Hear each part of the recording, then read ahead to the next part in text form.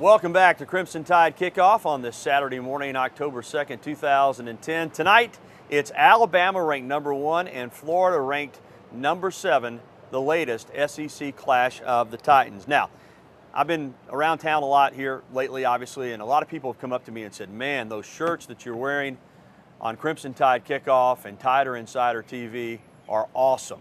Where did you get them? Well, the answer is easy. Just right up the street here on University Boulevard, it's the Locker Room, a Tuscaloosa tradition for 46 years, home of the original elephant wear. You see John and I wearing it this morning, and you can get by today. They're open all day, and they've got the original elephant wear waiting on you. But if you can't get by, you're not in Tuscaloosa for the game, just look them up on the web. Just punch them in there on Google, Locker Room Tuscaloosa, or go directly to www.locker-room.biz, and you can look as good as John and I look this morning. I'm getting to wear my long sleeve shirt for a change today. That pattern from a distance, not houndstooth, but it kind of resembles it just a little bit. A little bit, yeah, a little bit. So finally getting to wear the long sleeve shirt now that it finally feels like fall out here today. Yeah, and we got some pullovers too that Mr. Gateway gave us. We'll probably break out here in the near a couple future. of weeks, yeah. All right, well, time now to talk about the other games from around the SEC. It's the segment that we like to call our SEC Roundup. And we'll begin on the Plains, where expectations are growing by the day, and why not? Auburn's off to a 4-0 start. The Tigers have had some close calls, but they've still managed to win the game. That man right there, #2, is a big reason why, quarterback Cameron Newton. But Gene Chizik says his team still hasn't played a full 60 minutes. We put together some quarters that, that look like that's the way Auburn football ought to look. But to say that we put together a complete game that looks that way yet, I don't think we have. Well, how do you like this? Your team is 4-0 in the top 15, and how do your fans thank you? By booing you. That was the case last Saturday at LSU when the Tigers beat West Virginia. Most of the boos were directed at quarterback Jordan Jefferson and the offensive coaching staff. Coach Les Miles said after the game he didn't appreciate the gesture and echoed those same sentiments during his weekly Monday press conference. I've never in my life seen the reason to root negatively. I root strong for the team that I support. When you see great effort and you see risk of injury, it's serious. It's not a pretend. There's guys out there fighting. You know what? I kind of respect that.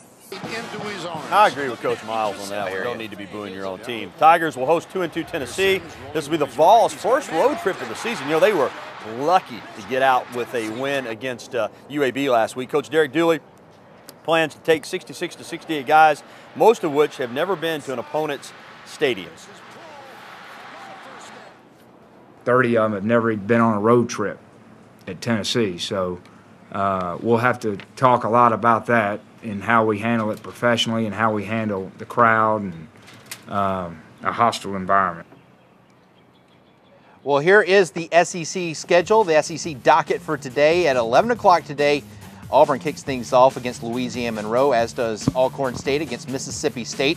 Vanderbilt and UConn also scheduled for that time period. 11:21, the SEC Network game, Kentucky at Ole Miss. Then at 2:30, the first part of a CBS doubleheader, Tennessee at LSU. 6 o'clock tonight, Georgia takes it out of conference all the way to Colorado. And then at 7 o'clock, the big game everyone's talking about, #7 Florida at #1 Alabama. How about the weather forecast from around the SEC? For that, we turn now to Richard Scott. Richard. Hey, John, obviously the weather here locally in Tuscaloosa is perfect for football, Alabama football, but let's show you a few other games happening across the SEC. Kentucky and Ole Miss will start you there. Kickoff time, 11:21 this morning, 70 degrees, full day of sunshine, ending up the game around 75. Tennessee at LSU. Looking good as well. We're talking temperatures in the low 80s, 2:30 kickoff time there.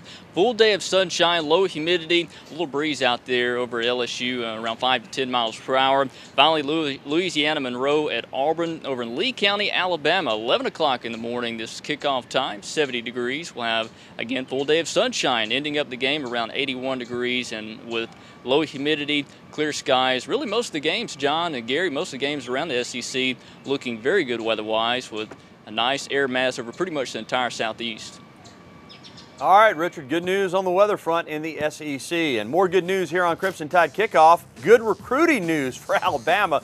Nick Saban and company welcoming in several big-time official visitors for this game against Florida. We'll run it down for you. Also ahead, we're talking live with CrimsonConfidential.com senior writer Eric Stinnett. He'll give us his thoughts on today's game and a wide array of other topics. Stick around. You're watching Crimson Tide Kickoff.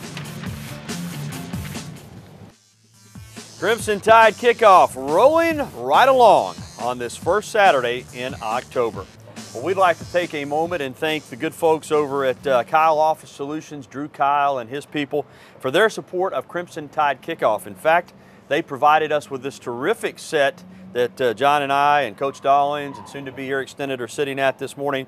And we really appreciate it. It's beautiful, as is all of their office furniture and everything else they've got. They got great people there. They'll take care of you. So remember, Kyle Office Solutions for all your business and office needs. And now back to the show and the Crimson Tide.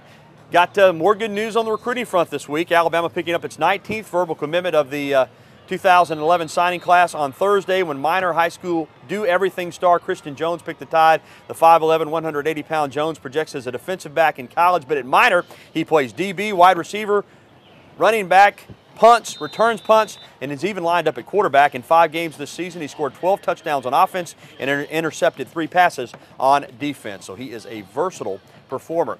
You know, usually official visits are held back until January, but Alabama's got 5 official visitors scheduled to be here this week. Official visits when the school can pay for the trip. Nick O'Leary and Kurt Magid, teammates out of Palm Beach, Florida, Dwyer High School. O'Leary is the grandson of Jack Nicklaus, by the way. D. Hart and Haseen Clinton Dix out of Dr. Phillips High School in Orlando. Clinton Dix is already committed. D. Hart's got it down to Alabama, Michigan, probably Auburn in there. And A.C. Leonard from Jacksonville, Florida, University Christian. He is committed to Florida, big tight end, but he is going to visit Alabama on an official. Plus, of course, there are numerous unofficial visitors scheduled to be at the game as well. And we are now pleased to welcome our third and final guest of the morning. CrimsonConfidential.com senior writer Eric Stinnett joins us now. He's going to give us his perspective on today's game. And Eric, we'll jump right into it. Alabama and Florida, the big game tonight. You know, Florida, they got the running game going last week, got Trey Burton in there. Alabama, the defense stepped up last week in the second half. The offense has been good all season. How do you see this game kind of playing out tonight? I think the big thing for Alabama is just they're gonna score some points on offense. I don't think Florida's defense with the that 5-2 formation is going to make that big of a difference. You know, Bama likes to dump the ball off to Ingram, Richardson on screen passes. So overall, I just think that Bama's offense is too much for Florida. I think the big thing for Alabama is defensively, to try to limit those big plays. You know, last week against Arkansas had those big plays, had some busted coverages they took advantage of on Alabama. So I think they can just contain their offense, limit the big plays, know who's in at quarterback. That's Trey Burton. I think the big thing is defensively for Alabama. Just make sure they are sound defensively. All right, guys rocking behind us here on the University Strip. Speaking of the defense, you know, it's strange how this works. You've been at practice every day. Marcel Darius, you know, it started with the suspension, the agent party. He missed those first 2 games. Then he comes back against Duke and really, after a good early start, you know, played average. Right. And last week, he dings up his ankle. And now we know he's not 100%. It's just weird how that kind of seems to work. And can he get on track and be the Marcel Darius that we saw at the end of the season last year? I mean, I think he definitely has that potential. This week, I'm not sure.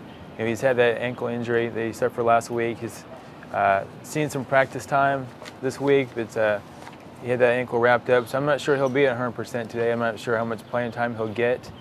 But you know, he has the potential. He's shown that last year in the Rose Bowl, the BCS championship game. So it may not be today, but they're going to need him down the road for sure to step up on that defense. You know, John, they do need to get Marcel Darius going. One thing we know is that Mark Ingram came back, and he hasn't missed a beat. Yeah, absolutely. You talked about Marcel Darius, whether or not he was going to step up.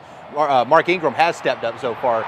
Eric, is he back in Heisman contention? The first couple of weeks, everybody's saying, oh, no, he's not going to get it this year because he's not playing 2 games. But the 2 games that he has played, he's looked awfully strong. Right, yeah, I think he is too. I think just what he's done in the past 2 games, I think people did write him off a little bit when he missed those first 2, but he's come back stronger and better than ever. You know, Coach Saban mentioned that before the season started, that he thought that Ingram was having the best, you know, preseason he's had. Or he looked better this preseason than he did all of last year. So I think just what Coach Saban said is what we've seen the past 2 games with him catching little dump-off passes, running the ball strong. So I think he is in for a big year, and he is a contender for the Heisman once again. By the way, folks, you can read Eric at crimsonconfidential.com. It's an ESPN affiliate. He does a great job. Covers, as I mentioned, Alabama every day. And because you cover Alabama every day, you've watched this team up close and personal as we have. The first 3 games, I mean, look dominant. Right. First half against Arkansas didn't play well, but had the maturity, had the coaching staff to make adjustments at halftime and win that game. How do you see tonight's game against another superb football team, the Florida Gators, playing out at Bryant-Denny Stadium? I think the big thing is just the atmosphere is going to be hyped up with the crowd and everything. Again, just the maturity they gained from last week against Arkansas. There's going to be some spots in the game today where they're going to be faced with some adversity from Florida.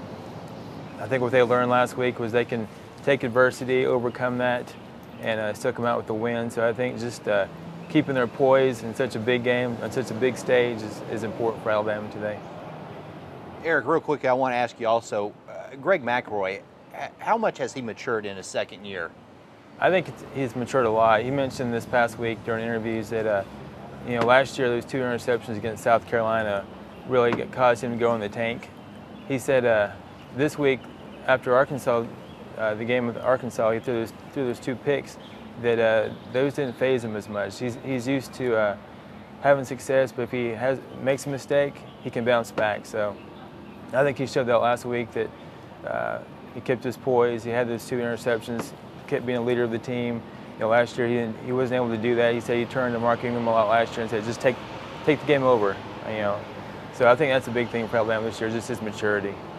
Well, Eric, we appreciate the time. We'll see you tonight at the ball game. And again, crimsonconfidential.com is where you can find Eric Stinnett. See you tonight. Thank you. All right, coming up next on Crimson Tide Kickoff, Alabama fan Herman Hurst has been following the Crimson Tide an entire lifetime. But now that he can no longer attend Alabama football games because of his health, Alabama football came to him. Greg McElroy and Luther Davis doing some great work. We've got that heartwarming story next.